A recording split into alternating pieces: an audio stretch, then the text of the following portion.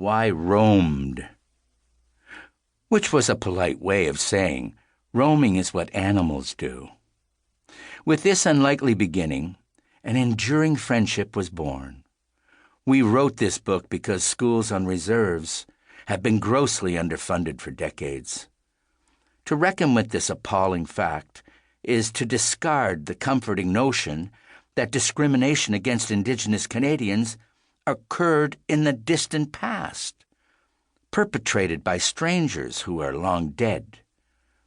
Rather, the combination of less funding and worse outcomes for Indigenous students persisted in our time under Liberal and Conservative prime ministers.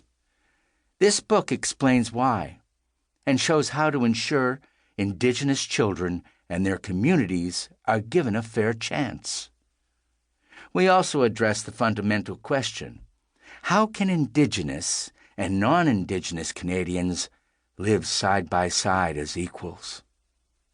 Together, we have tried to see the past more clearly and to imagine a better future. The result is a story of villains and heroes, irony and idealism, racism and reconciliation. The story happens to take place in Canada, but if you listen carefully, you can hear echoes of events in the United States, Australia, and throughout the Commonwealth. Reconciliation is a process, and that process must begin with an honest assessment of our history. As Murray Sinclair, the former chair of Canada's Truth and Reconciliation Commission, has said, "The truth will set you free, but first it's going to piss you off." A note on terminology. Words used to refer to the earliest inhabitants in Canada, including Indian, Native, First Nations, Aboriginal, and Indigenous, have shifted over time. Words like white, non-Indigenous, and settler have their own upsides and shortcomings. The text of this book reflects language from primary sources and otherwise seeks to use terminology most fitting to a given context. This is easier said than done. Prologue: The Valley of the Birdtail. People say Manitoba is so flat that you can watch a dog run away for days. Not here, though. Here, there is a valley, the parting gift of a retreating glacier. Along the floor of this valley winds the Birdtail River. It is not the mightiest of rivers. Some maps acknowledge a mere creek.